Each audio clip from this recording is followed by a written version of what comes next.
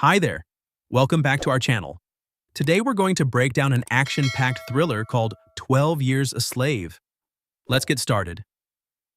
The movie begins with a group of slaves being taught how to cut sugarcane.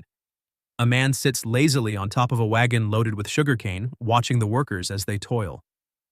The scene then shifts to a cluster of shacks where the slaves are eating. Among them, Solomon Northup notices the dark juice of blackberries and gets the idea to make ink and a quill. Sadly, his plan fails because the juice is too thin. Later, in the crowded sleeping quarters, a woman wakes up and seeks intimacy with Solomon, using his hand to satisfy herself. This triggers a flashback for Solomon, where he remembers happier times with his wife and children. The title card of the movie appears. The story takes us to Solomon's life as a free man in Saratoga. He is a talented violinist, highly sought after for performances. One night, after tucking his children into bed, he chats playfully with his wife, who is about to leave for work as a cook, taking the children with her. The next morning, Solomon sends them off in a carriage. Later, he meets a friend who introduces him to two men, Brown and Hamilton, who claim to work for a traveling show. They offer Solomon a generous amount of money to join them on a trip to Washington, D.C., promising to have him back before his wife returns. Solomon agrees. In Washington, the trio dines at a restaurant. The two men pay Solomon more than promised and share wine with him. As Solomon drinks, one of the men watches him closely. The evening seems fun, but Solomon suddenly wakes up in a dark cell, chained to the floor.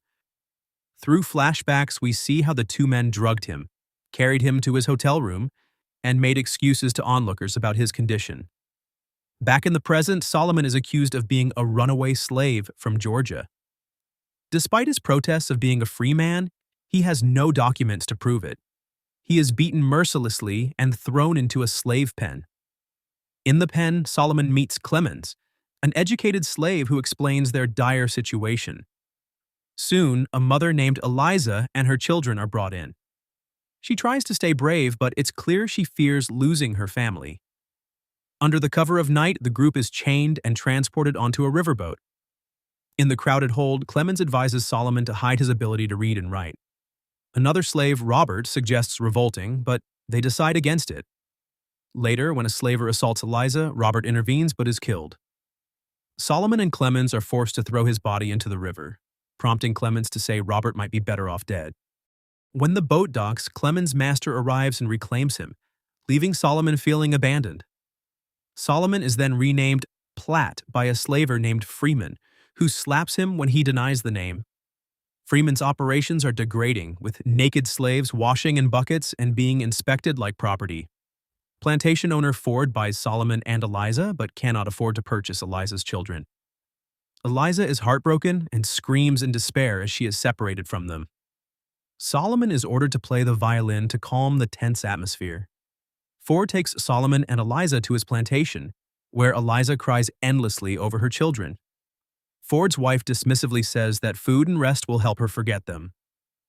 The next day, the slaves meet to Beats, a cruel handler, and Chapin, Ford's overseer. Ty Beats mocks the slaves with a song about escaping while they work. During the day, Solomon notices a stringed instrument and remembers his love for the violin. Solomon proposes a clever idea to Ford about using the river to transport lumber, which impresses him. The plan works, embarrassing to Beats, and Ford rewards Solomon with a violin. However, Eliza continues mourning her children, and Solomon tries to reason with her, arguing that Ford treats them better than most. Eliza counters that Ford knows Solomon isn't a slave, but still does nothing to free him. Eventually, Eliza is sold because Ford's wife cannot stand her constant crying. Ty Beats seeks revenge on Solomon and tries to beat him, but Solomon fights back and wins. Chapin intervenes and warns Solomon not to run, saying he'll let Ford handle the situation. Later, Ty Beats returns with a mob to lynch Solomon. They nearly succeed, but Chapin drives them away at gunpoint. However, Chapin leaves Solomon hanging from the noose, barely able to stand on his tiptoes.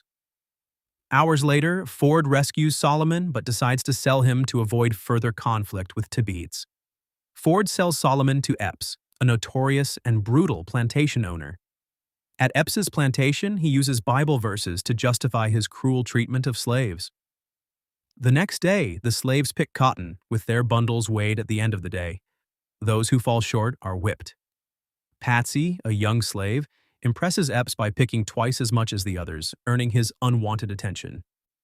Epps's wife is jealous and throws a heavy object at Patsy, scarring her.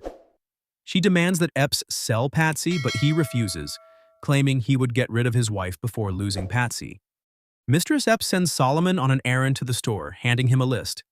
When she notices him reading it, she sternly warns him never to do so again. On his way to the store, Solomon is struck with an idea to attempt an escape. However, his hopes are quickly dashed when he stumbles upon a horrifying scene, a lynching. The sight of two men hanging from the trees, their lifeless bodies swaying in the breeze, crushes his spirit. He continues to the store in silence, burdened by fear.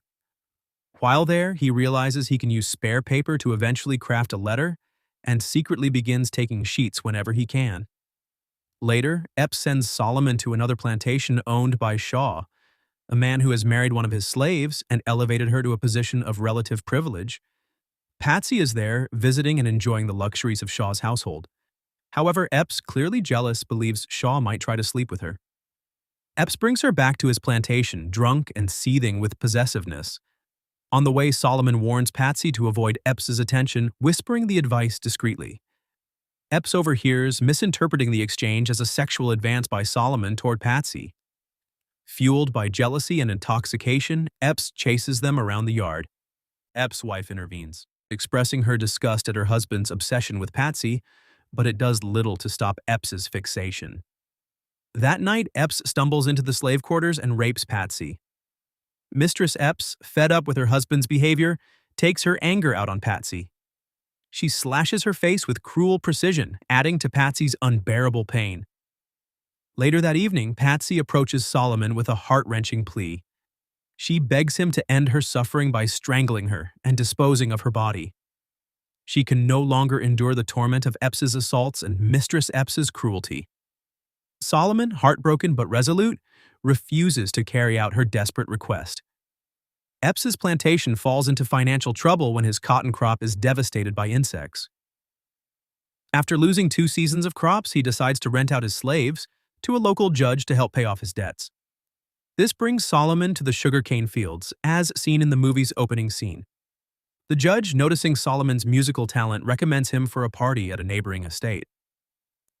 Solomon performs at the event, a grand costumed affair that reminds him of his former life as a free man. The memory is bittersweet as he contrasts the joy of his past with the forced servitude he now endures. Upon returning to Epps' plantation, Solomon notices Patsy's swollen, bloodied eye, a clear sign that her torment continues unabated. Meanwhile, a new white laborer, Armsby, arrives on the plantation to earn enough money to get back on his feet. Despite his slow and inefficient work, Armsby is spared the brutal treatment inflicted on the enslaved workers. In the quarters, he tends to Solomon's wounds and shares his story. Armsby seems like a decent man, offering a sympathetic ear, which prompts Solomon to trust him. Desperate to contact his friends in the north, Solomon confides in Armsby, asking him to deliver a letter on his behalf. He gives Armsby all the earnings he made from the party and swears him to secrecy. Determined, Solomon creates ink from natural materials and drafts the letter. However, his plans are nearly exposed when Epps calls him outside one night. Armsby has betrayed Solomon, revealing everything to Epps. Thankfully, Epps has not yet seen the letter. Thinking quickly, Solomon spins a story, claiming Armsby fabricated the tale to gain Epps' favor and secure a job. Epps, already prone to viewing slaves as inferior, believes Solomon and dismisses Armsby's accusations. Although his life is spared, Solomon burns the letter, watching his hopes of freedom go up in flames. Sometime later, Solomon meets Bass, a hired carpenter from the north. Bass openly criticizes slavery, which creates tension with Epps. During their conversations, Solomon seizes an opportunity to share his story, explaining his plight in carefully chosen words. Moved by the injustice, Bass agrees to send letters to Solomon's friends in Saratoga. Days pass, and Solomon has no way of knowing if Bass followed through on his promise. His anxiety grows as hope and despair battle within him. One day, a sheriff arrives at the plantation in a carriage, accompanied by a man named Parker, a shopkeeper from Saratoga and a close friend of Solomon. The sheriff calls for Platt, and Solomon steps forward, answering the questions posed to him. Parker confirms Solomon's identity, and the sheriff declares him a free man. Epps erupts in anger, hurling empty threats, but the sheriff silences him. Parker helps Solomon into the carriage that will take him to freedom. As the carriage pulls away, Patsy cries out in anguish. Solomon leaps down to embrace her one last time, their shared suffering binding them in a moment of deep sorrow. Patsy collapses to the ground devastated as Solomon is carried away to safety. Back in Saratoga, Solomon stands outside his family's home, overwhelmed by emotion. When he enters, he finds his family waiting for him, visibly older but overjoyed to see him. His daughter introduces her son, Solomon Northup, in his honor. Tears stream down their faces as they embrace, reunited after 12 years of unimaginable hardship. The movie ends with Solomon finally home, surrounded by the love of his family. I hope you enjoyed today's recap. Please subscribe and give us a like to show your support. Don't forget to hit the bell icon to stay updated with more recaps like this. Thanks for watching, and we'll see you in the next video.